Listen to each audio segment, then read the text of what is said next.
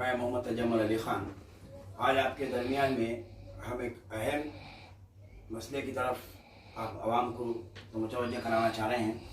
जैसा कि मेरे सामने ये बहुत ही कमर लड़की मौजूद है जिनका नाम है अलीशा शेख और आपके वालिद है सलाउद्दीन शेख और वालदा हैं। ये बॉम्बे के रहने वाले लोग हैं और आज हैदराबाद में आए हुए हैं। जैसा कि हम आपको एक हफ़्ता पहले अयूब खान का इंटरव्यू लेने के बाद बताए थे कि शहर हैदराबाद के अंदर ख़वातीन के साथ और मुस्लिम माशरे के अंदर किस तरीके से हरासमेंट्स लड़कियों के साथ किया जा रहा है और किस तरह के मसाइल जो है पेश आ रहे हैं, जिसे किसी ख़ज़ात में या किसी तंजीम में या किसी जो है आप था मिलिया के इदारे हैं, मजहब इदारे हैं, यहाँ पर मसाइल हल नहीं हो रहे हैं और पुलिस स्टेशन जाने के बाद इन्हें भरोसा सेंटर भेजकर काउंसलिंग के लिए फिर उसके बाद कोर्ट भेज दिया जा रहा है। मैंने ये वाज़ेह तौर पर बयान किया था कि जामिया निज़ामिया में हो या कहीं भी हो, इस मसाइल का हल नहीं हो रहा है और ऐसे केसेस अयूब खान के पास आ रहे हैं। तो उसी तरह के केसेस हमारे पास भी पहुँच रहे हैं, हमारे मीडिया पॉइंट पर भी लोग पहुँच रहे हैं। तो एक वाक़या ऐसे ही 3 दिन पहले रात में 2:30 बजे हमें फ़ोन आया कि एक बच्ची जो है ये अलीशा अपने रिश्तेदार को फ़ोन करती है कि मेरी जान खतरे में है और मैं अगर आप लोग जाकर नहीं बचाए तो मैं मार भी जाऊँगी या तो मैं सुसाइड कर जाऊँगी, दो में से कोई एक रास्ता है। तो शायद मेरे पास हमारे पास पहुँचे थे जनाब शाहिद साहब, उन्होंने हमें कॉल इतला दिया कि हम यहाँ से 2:30 बजे रात को मीडिया टीम के साथ एसआर नगर कॉलोनी जो ESI है वहाँ पर गए। हम पुलिस स्टेशन पर पहुँचे, वहाँ के कंसर्न साइड से बात की तो उन्होंने हमें कॉपरेट किया कि आप जाइए अटेंड कीजिए, बच्ची को आप जो है सेफ साइड कराइए, फिर हम पुलिस की जितनी मदद करना है करते।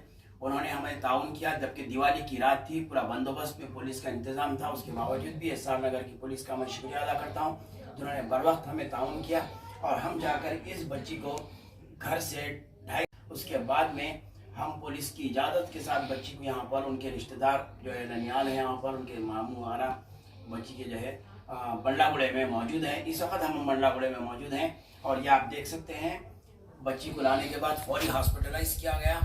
बच्ची का BP एकदम डाउन हो गया था, बच्ची हामिला है। 2 दिन बच्ची का ट्रीटमेंट करने के बाद हम आज जो है फिर ऐसा लग कर ये देखिए आप 4 सफ़ात पर हमने पूरा जो है एप्लीकेशन दिया और ये बच्ची के मेडिकल के रिपोर्ट साथ है जिसमें बच्ची का BP डाउन बताया जा रहा है, बच्ची को ग्लूकोज चढ़ाया गया है। देखिए अभी 3 दिन तक बच्ची का ट्रीटमेंट हुआ है दवाखाने में और आज हम जाने के बाद एसआर नगर रेफर किया है सीएस पुलिस स्टेशन भरोसा सेंटर को काउंसलिंग और FIR के लिए। इसमें देखिए आप इनके खिलाफ जो एहतजाज जो चार्जेस लगाए गए हैं, ससुरे और की तरफ से हरासमेंट है, बच्ची के साथ ज़्यादती है, वो आपको बच्ची खुद बताएगी और जो है इस तरह के जो वाक़यात आज समाज में आ रहे हैं। और आज हम सुबह तकरीबन 1 बजे से 4 बजे 5 बजे तक भी जो है हम भरोसा सेंटर पर मौजूद थे 5 बजे तक, जहाँ पर तकरीबन मुस्लिम ख़वातीन जो है अपने मसाइल लेकर आ रहे थे और भरोसा सेंटर पे इतने ही जिस तरीके से आप कहा जा सकता है कि रैश तरीके से उन्हें बात करते हुए काउंसलिंग या फिर जो है FIR जाइए कोर्ट को 5-6 साल तक का केस होता, इस तरीके से मसाइल को हल करके भेज दिया जा रहा है। मसले का हल कुछ नहीं हो रहा है। आइए आज बात करते हैं अलीशा लड़की से जिनकी उम्र 22 साल है। बीबी आप कहाँ से रहने वाली हैं और क्या है आपके साथ और आप जो है हमारे मीडिया के लिए बताइए आपका पूरा नाम और आप कहाँ तक पढ़ी हुई हैं, आपके साथ क्या हुआ, आपके शौहर का नाम क्या है? अस्सलाम वालेकुम, मेरा नाम अलीशा है और मैं मुंबई से हूँ। मुझे मुंबई से लाया गया। कब लाया गया आपको मुंबई से? मुझे मुंबई से जुलाई 2 को लाया गया। क्या बोलकर लाया गया आपको? कि अच्छी लाइफ अच्छी से रखते, अच्छी लाइफ देते, जाती मकान है, जाती घर है, ऐसे झूठे झूठे बातें मिल के मेरे को वहाँ से लाया गया। वहाँ से लाए और यहाँ पर लाकर मुझे मतलब जो बोले थे उससे मतलब जो बोले थे वो मेरे साथ नहीं हुआ।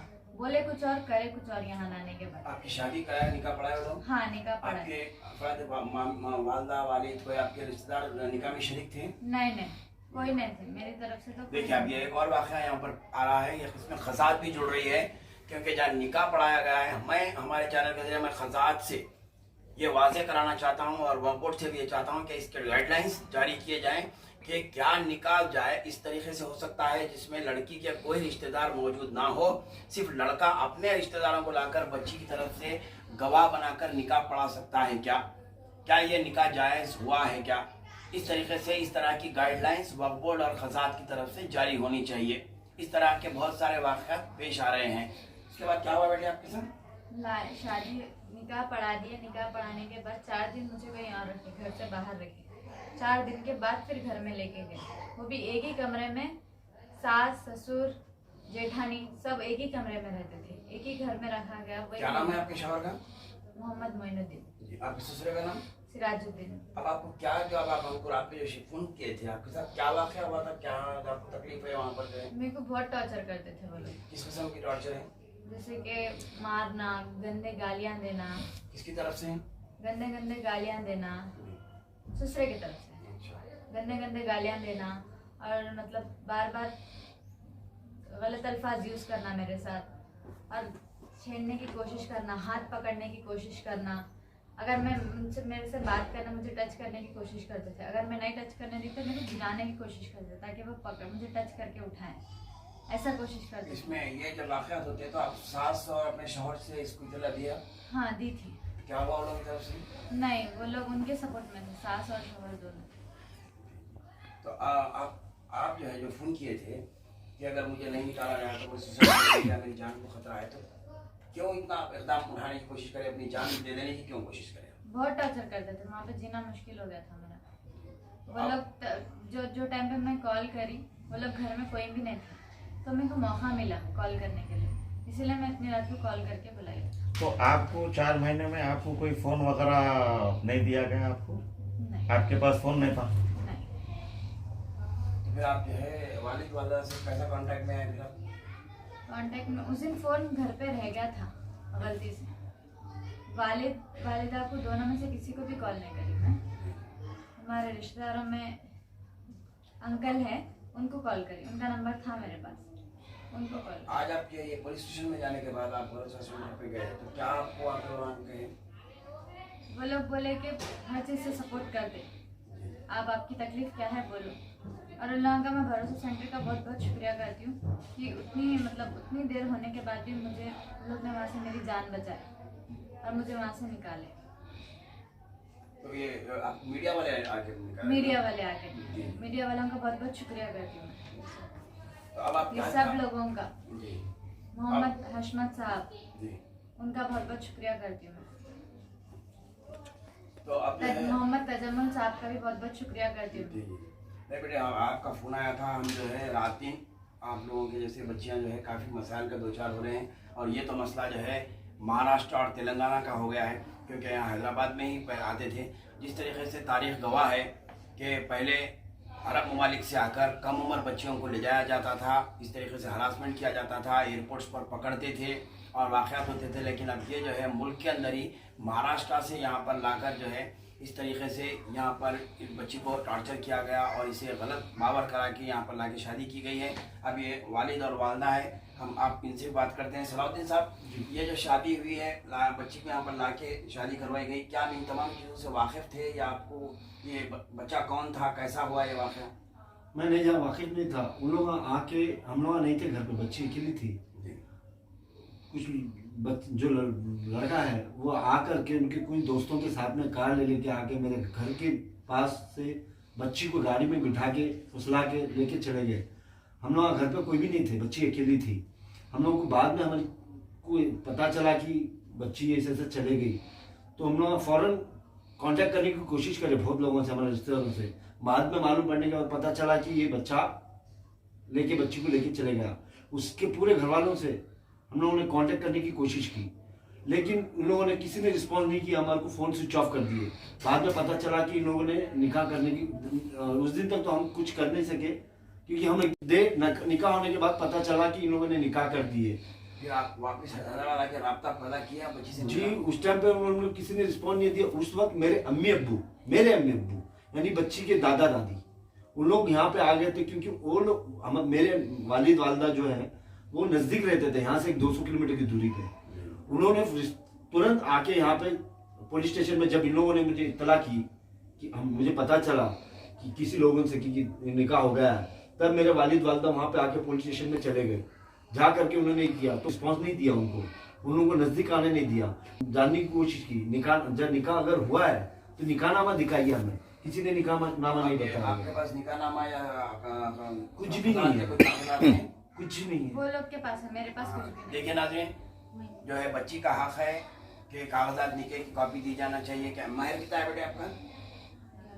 11 दिया आपको महर? जी हाँ, महर भी नहीं दिया गया है। और बच्ची के कागजात की जो बुकलेट होती है वो एक हक बनता है कि दुल्हन के पास रहे, एक दूल्हे वाले के पास, वो भी इनके पास नहीं है। तो हम जो है इसको खाजात को भी और खाजी साहब को भी इस रेंज में लेना चाहेंगे कि पुलिस जो है खाजी साहब के खिलाफ भी एक्शन लें कि उन्होंने इस तरीके का निकाह किस तरह किया और ये उन्होंने क्या तस्दीक की है और क्या रकम लेकर ये निकाह किया गया है। क्योंकि आजकल आम शादी खानों में ही देखा जा रहा है जो गवर्नमेंट की फीस होती है उससे ज़्यादा रकूमत मांगे जा रहे हैं। इसके ताल्लुक से भी वक्फ बोर्ड में जो है तंबीह की गई खजात में, तो काजी साहब को भी इस रेंज में लेना चाहिए कि उन्होंने किस बुनियाद पर ये निकाह पढ़ाया और ये वालिद साहब वालिदा से बातचीत करते हुए निकाह पढ़ाया है क्या। तो ये ऐसी तरह के वाक़यात आए हैं नाज़रीन। तो देखिए अब ये जो है वालिद अभी बॉम्बे से वो अपना कारोबार वगैरह छोड़कर यहाँ पर आकर मुस्तकिल 4 दिन से हैं और अभी अब कल भरोसा सेंटर पे बताइए, ये आज भरोसा सेंटर पे हमने मीडिया के जरिए जाकर डायरेक्ट वहाँ के इंस्पेक्टर राकेश साहब से मुलाकात की और हम एहसान नगर से बात की। उन्होंने ये भरोसा सेंटर पे ये कार्ड बना दिया इनका एप्लीकेशन, कल इन्हें बुलाया गया है वहाँ पर काउंसलिंग के लिए। और अब बच्ची का क्या इसका मैंने आप क्या काउंसलिंग होने के बाद आप वहाँ जाएंगे दोबारा वो वापस वो बिठा के रहना चाहेंगे आप? फिर आपने क्या सोचा है जी? अब देखिए अब ये बच्ची का जो है इरादा इनके जो है ये इनके खिलाफ एक्शन होना चाहिए और क्योंकि ये तकलीफ वाली ज़िंदगी बच्ची आगे गुजारना नहीं चाहिए। लेकिन जो है हम तो यही चाहेंगे कि काउंसलिंग के ज़रिए लड़का अगर जो है बच्ची के साथ अच्छे तरीके से अगर अलग रख सकता है, जहाँ पर इस तरह के घर में माहौल जिनसी हरासानी की शिकायत हो, तो मर्द का फ़र्ज़ बनता है कि जब वो शादी करें तो उसकी बीवी का जिस्मानी और जो है दिमागी खाना पीना पेट हर चीज़ का जो है लिहाज रखना, ये पुरानी आयत के हिसाब से लड़के पर फ़र्ज़ बन जाता है। अगर वो इन फ़राइज़ पर बराबर उतरता है काउंसलिंग में या भरोसा सेंटर पर तो ये अच्छी चीज़ हो सकती है। वरना फिर जो है समाज में ये बच्ची भी फिर जो है इसी समाज का और क़ानून का शिकार बनेगी। 4-5 साल तक इसी तरीके के वाक़यात पेश आते रहेंगे। जिस तरह मोदी साहब ने जो तलाक़ के ऊपर पाबंदी लगा दी है, तो इस तरह के खुला के मसाइल भी इस वक्त भी मेरे पास कई एक मसाइल आए हुए हैं जिसे हम हल करते करते परेशान हो रहे हैं। लेकिन जो है लोगों की बच्चियों की परेशानी दूर नहीं हो रही है और शहर के अंदर ये बहुत बड़ा मसला हो गया है। इसके लिए मैं तमाम उलमाए दीन, तमाम इदारे जो जामिया निज़ामिया है, खजात के दफ्तार हैं, दफातर हैं और जो है ज़िम्मेदारान जो है समाज के, उनसे यही अपील करूँगा कि इस मसले को अहम तरीन मसला समाज का समझते हुए इस पर संजीदगी के साथ वक्फ बोर्ड के चेयरमैन साहब से भी मैं कहूँगा कि इस पर बड़ा इजलास मुनक़िद करें, एक मीटिंग बुलाएं और इस मसले को फौरी तौर पर हल करते हुए इन कमसिन उम्र बच्चियों के मसाइल को हल करते हुए इन्हें बेहतरीन ज़िंदगी दिलाने के लिए कोशिश करें। साहब मैं कुछ कहना चाहता हूँ जी, आप हमारे सलाहुद्दीन साहब कुछ बताना चाह रहे हैं हमारे मीडिया के जरिए से। जी सलाहुद्दीन जी, आप बताइए चैनल से। हमारी बच्ची ने मुझे बताया, वो डर रही थी, बताना नहीं चाह रही थी। उन्होंने बच्ची से 5 लाख रुपए की डिमांड की थी। डिमांड की थी वो लोग ने मुझसे। आपसे करे थे? हाँ। आप लिखा है, कंप्लेंट में लिखा है? हाँ, कंप्लेंट में लिखा है। डॉरी मांगे आपसे? डॉरी। जी। कब मांगे थे ये? कुछ दिन पहले। क्या काम करते हैं आपके शौहर? क्या करते हैं? क्या वर्क क्या करते हैं?